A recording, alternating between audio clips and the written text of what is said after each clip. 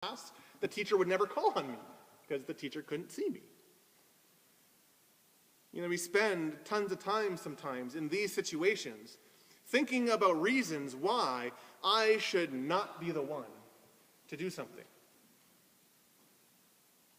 See, that's not authentic community.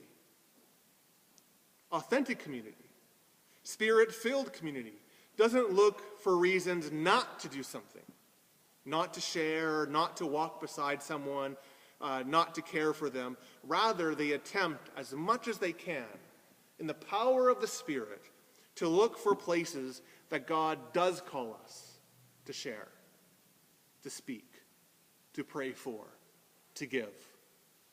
And that becomes a wonderful testimony to the presence of God. You see in verse 33, with great power, they gave their testimony to the resurrection of the Lord Jesus. They talked with each other and with others about how they experienced the love and the power of God in their life. And it's encouraging. When we see God provide for somebody and we take that up and say, this is what God is doing, it encourages us in our life of faith. See, everybody benefits. The reading says that grace was upon everybody. The more we extend grace to people, the more we experience it ourselves. The more that we attempt to live in the unity of the Spirit, the fellowship, the real, authentic caring for one another, the more we feel loved, the more we feel cared for ourselves in that deepest part of who we are. We live in a privatized world. We live in a world that speaks about ownership and the right to privacy, things being mine as opposed to things being yours.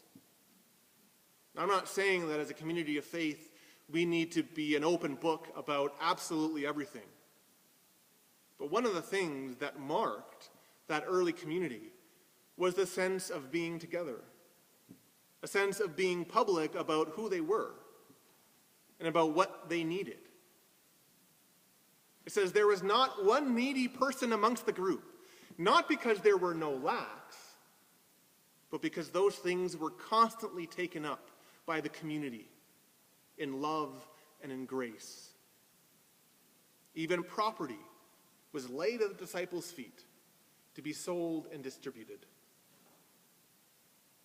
So where does this call us? No, it does not mean that if you have a house, you should sell it right now. That's not what this verse points us to. It does not mean that you need to respond with yes to whatever someone asks of you. Community does not give people the right to take advantage.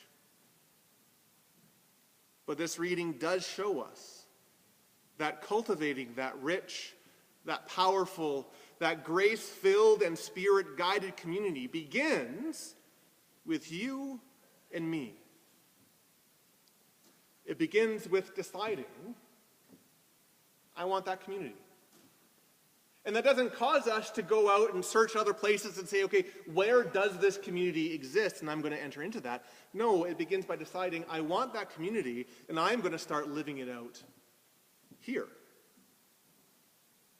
Means that we must strive to be that community, that person, that brother or sister in unity for each other. Caring for others' needs begins with ourselves being open about our own. If we would like to be a part of that community where God seems to miraculously provide for needs, resources, programs of the community, then we need to be people who follow the way of Jesus and give sacrificially where the Spirit calls us. If we want to be a part of that community where we hear about what God is doing in this place and are encouraged about it, then we need to be people who are willing to share our faith and to share what God is doing with each other.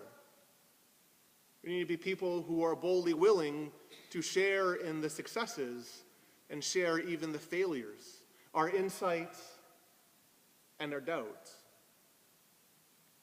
See, it was bold for Thomas to say to the community, you know what? I need this to believe. And it's the strength of a community that can do that. Now, traditionally, sometimes this is done most effectively in small groups. The church here has some small groups. Now, in all honesty, we're not very good at advertising that fact. But we do have some small groups. And if you're in a small group and you haven't had a new person join in the last couple of years, then maybe invite somebody to join that small group. Or if you're not in a small group, why don't you ask about how you can be a part of one? Or maybe even form one yourself. Or come and ask me about what kind of group that you might be looking for. It's about people getting together and caring.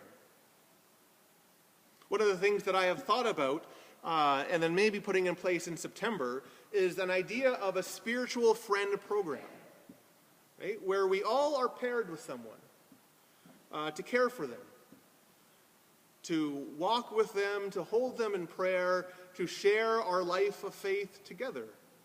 Because unless we are willing to put ourselves out there